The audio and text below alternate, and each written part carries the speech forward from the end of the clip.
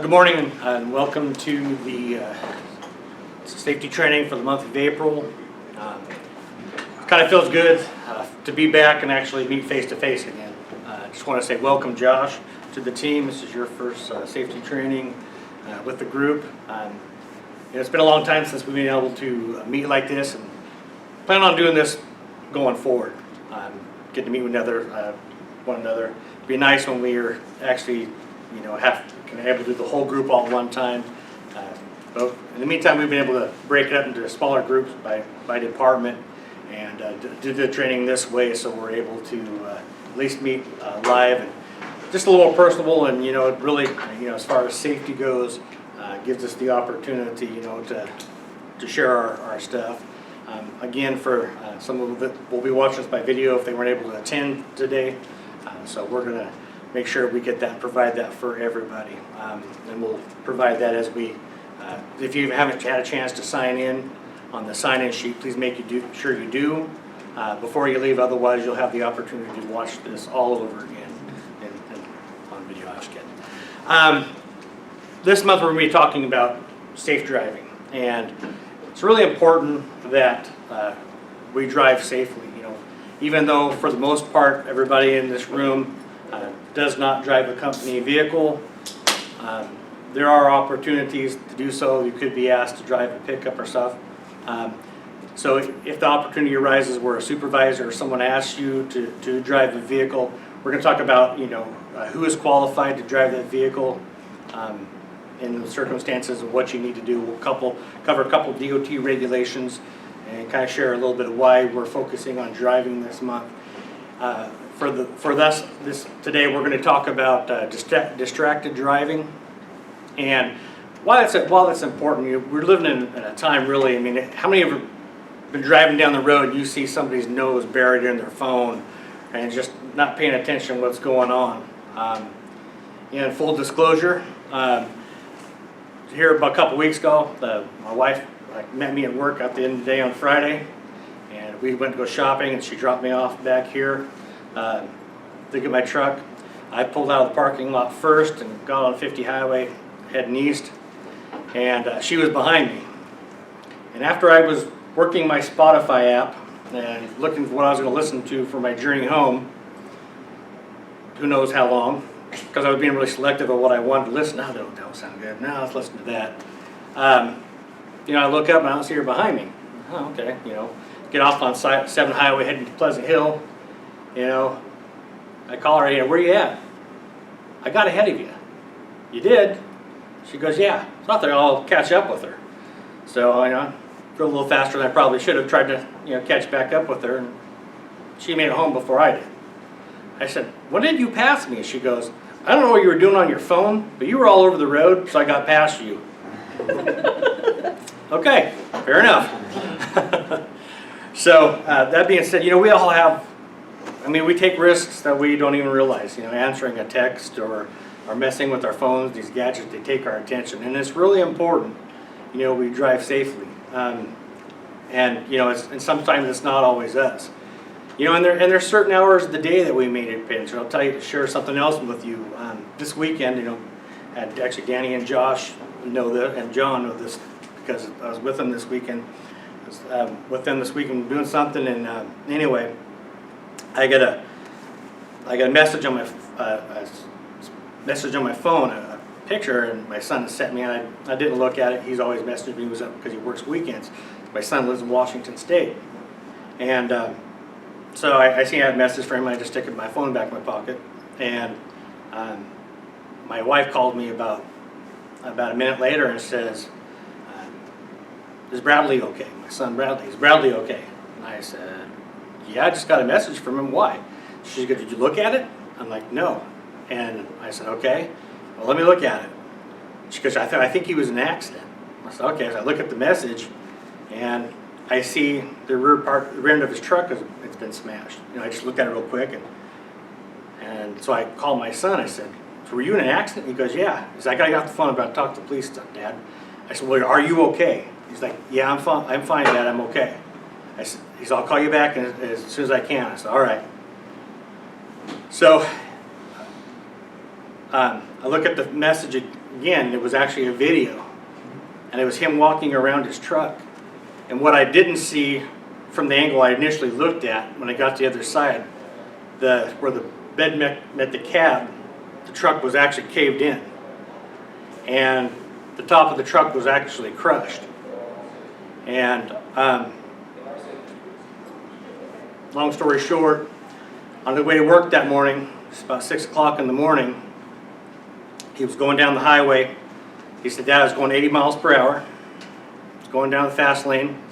An SUV was in between him, and then there was another vehicle on the other side of it. He said he noticed all of a sudden that the SUV that was between him shot forward and took off. And he said, didn't think nothing of it at that time. He said just a few seconds later, the vehicle that was on the far side was actually going faster than him, had actually pulled slightly ahead of him. And he said all of a sudden, next thing he knew, this car just straight left, right at him. Went going from down here to into the side of his truck. Turned him sideways. He was going sideways down the freeway at the interstate. Made it all the way sideways into the grass before he rolled 2 times. Wasn't wearing a seatbelt.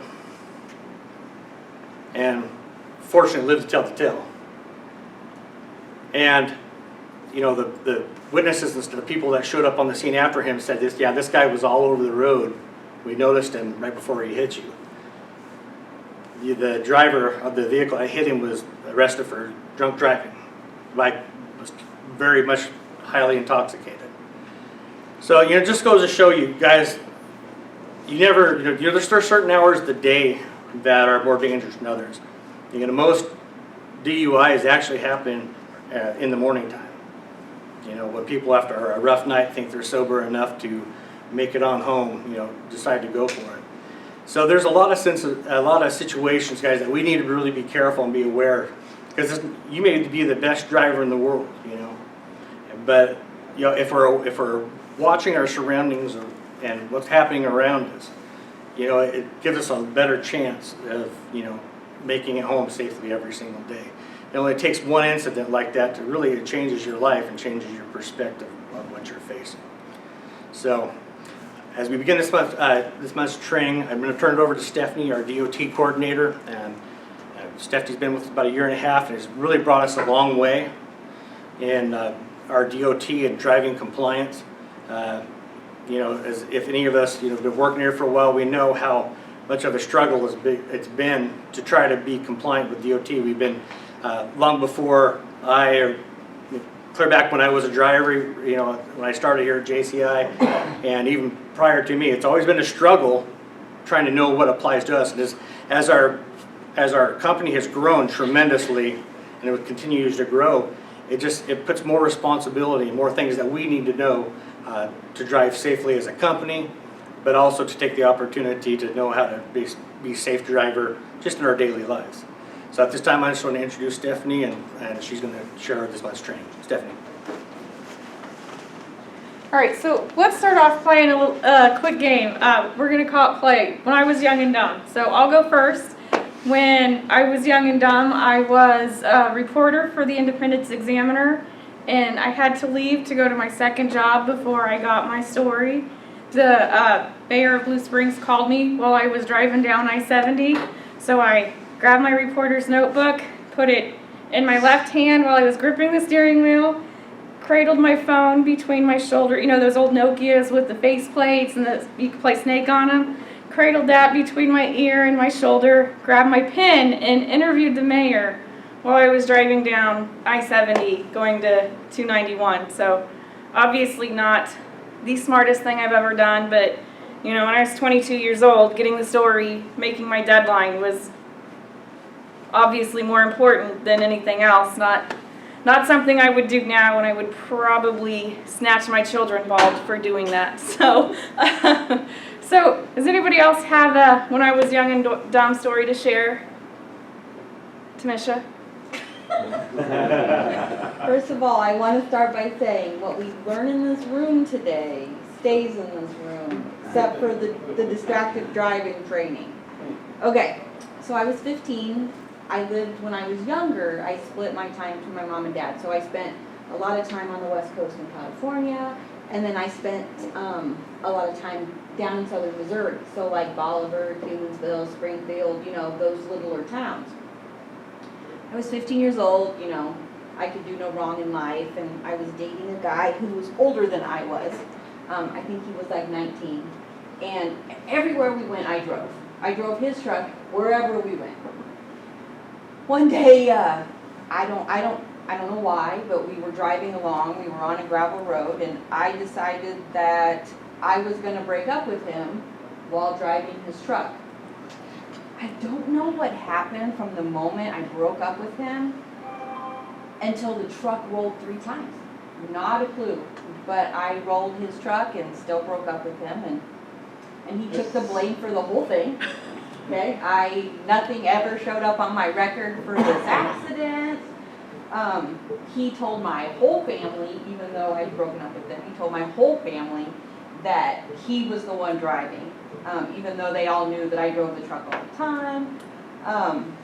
So because of that one little incident, I'm a little hesitant on gravel roads now because, I mean, I've rolled the truck 3 times on one. But my stepdad came up to me later, a couple days later probably, and he looked me square in the eye and he said, "You were the one driving that truck." No, I wasn't. I wasn't driving that truck. He said, "Yeah." He goes, "I've seen the skid marks." He goes, "And he could have pulled out of whatever happened." And I'm like, I don't know. He was driving, so. So don't break up with somebody driving down a gravel road. Alright, so does anybody else want to share a young and dumb story? Anyone? Nobody has a young and dumb story. My whole life is young and dumb. Like, Mirage of that. I could keep going. I have so many young and dumb I stories. mean, I once had 6 accidents in 1 year, so. Not I mine's had not one that that's bad. drinking and driving at 16. You did? Yep. So mom would take me to the store, go to the store, and I was born and raised in Nashville, and I'd never seen alcohol in our house. And they were starting those commercials on TV about don't drink and drive. And so I thought, oh yeah, well, I shouldn't drink and drive. So I go to the store, and then I go to Shoney's and get me a Coke, and so I'm back on the road, head to, home, and I am drinking my Coke, and all of a sudden, police officer's coming toward me, and he does his light on me, and I'm like, oh, what the crap, what am I doing, what am I doing? And I'm like, oh my God, I'm drinking and driving. I take my Coke and I throw it under the seat. So now there's Coke all over the floor going through. And it's about dusk, and so I notice my lights aren't on, and I turn the light on, and I see the cop in the mirror turning around and I'm like, oh my gosh, I was drinking and driving, I'm in trouble. How am I going to explain this to my parents? So then he comes up alongside of me, and he kind of goes like that, and he puts a thumbs up. And I thought, oh, that was probably got my headlights going on because it was dark, it was dusk.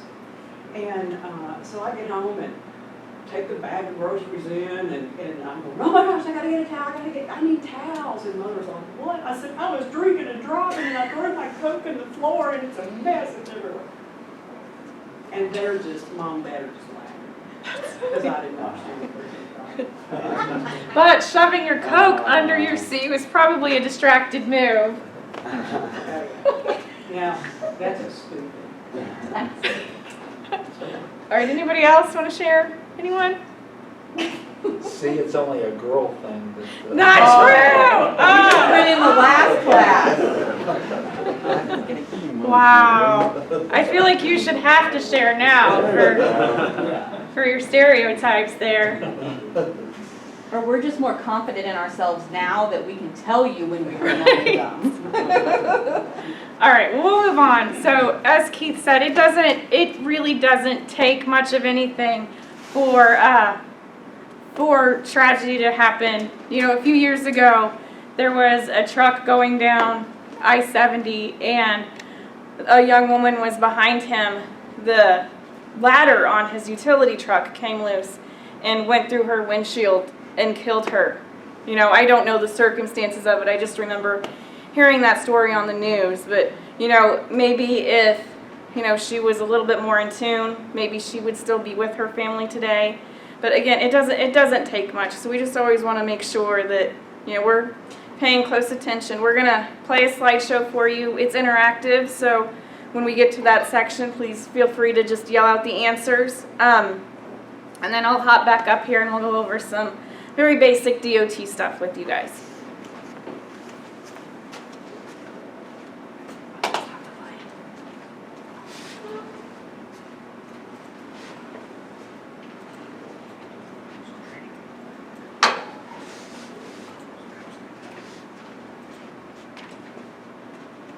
Every day, thousands of drivers use cell phones and other devices that distract them while driving. Distracted driving means driving while also engaging in an activity that takes your eyes off the road, your hands off the wheel, and your mind off your primary task, driving safely. Distracted driving is dangerous, yet common. You may think, hey, I'm not the distracted one, it's everyone else who's distracted. Even if that's the case, you need to know how to share the road safely with distracted drivers. When we drive distracted, we impair our ability to make decisions and react correctly, and the consequences could be fatal. There are 3 types of impairments: manual, visual, and cognitive. Select each item to learn more. All right, so for texting, the manual is typing on the device, visual, looking at the device, cognitive, thinking about the conversation. Using a cell phone, manual is holding the phone, visual is looking at the phone, cognitive, again, thinking about the conversation. Using a GPS, manual, touching the device to type or adjust the map, visual, looking at the device, cognitive, thinking about the map. Eating, holding the phone, visual, looking at the food, cognitive, thinking about the food. Changing music on MP3 player or radio, manual, touching the music player, visual, looking at the music player, cognitive, choosing the music. Grooming, manual, holding the makeup, visual, looking at the mirror, cognitive, thinking about the makeup on your face. I don't think it just has to be about makeup. Not sure why everyone's picking on the ladies, but, you know, messing with your hair, adjusting your tie or your collar, whatever. Reading. It's my favorite. I don't know many people who do this, but manual, holding the book, visual, looking at the book, cognitive, thinking about the book. Does anybody know anybody who reads and drives? I've seen it done. It was a big topic last time too. Somebody I've seen a actually. guy reading the newspaper. Yeah. Going down the highway. Yep. That's every day in traffic. Reading a book. Every day. It's bumper to bumper traffic on the way. Oh my God. Yeah. I guess I can't judge. I took notes while driving, so. Let's practice identifying the types of distracted driving. Select and drag each example to its appropriate type. If the example is placed in the correct category, it will remain in place. If it is placed in an incorrect category, it will return to the left, where you can try again. All right, so yell out the answers. Holding your GPS while driving. Wondering if the directions from your GPS are accurate. I would also argue that trying to beat the time on your Google Maps would fall under this category. That little number is a challenge. Right? Just like speed limits, right? Yeah, Suggestion. Just a suggestion. it's only the limit for the right lane. Looking at your GPS while driving. Switching to a previously saved radio station while driving. Checking out a crash on the side of the road while driving past. That's both, because you're rubbernecking. Yeah, true. Thinking about your upcoming presentation while driving. This was Stephanie on her way to work this morning. Or maybe for the last week. Now that you're aware of the types of distracted driving and their serious consequences, What techniques can you use to remain safe when sharing the road with distracted drivers? Select each tip below to learn more. A safe driver is one who is alert and drives proactively. A good habit to use is the 10-4 technique, where you scan the road 10 seconds ahead of your travel, maintain 4 seconds of following distance, and scan all 4 sides of your vehicle for threats. This 10-4 technique will help you identify an at-risk situation. On a single-lane road, slow down to allow more distance between your car and the distracted driver. A greater following distance means more reaction time for you and lessens your risk of being harmed by the distracted driver. Pull your car over to the side of the road before you call for help or write down the driver's license plate number. If you believe the distracted driver or others on the road are in imminent danger, consider calling 911 after you have pulled your car over to the side of the road. Don't attempt to drive next to the distracted driver to get his or her attention. This can easily put you, the other driver, or those on the road in harm's way. Read the following and then select Continue. All right, so one morning you are late driving to work. You notice the driver in the car next to you is happily speaking on his cell phone. He is dressed in a business suit, driving at the speed limit and staying in his lane. You conclude that he must be working. You slow down a bit to distance yourself from him and keep driving. A few minutes later, a car behind you is speeding and weaving in and out of the lanes. As the driver passes, you notice 2 women in the car. The driver is talking on her cell phone while the passenger puts on makeup. You fear they're going to cause an accident. What should you do to keep yourself and others safe? Select the correct answer. Then select the Check My Answer button to see how you did. All right, slow down to avoid being hit. Consider pulling over and calling 911. Get the driver's license plate number, or honk your horn and motion the driver to hang up and drive. That would be. You want what we would do or the correct answer? The correct answer. We would all do D, but what's the correct answer? We all know what motion we would use, but A, A? B.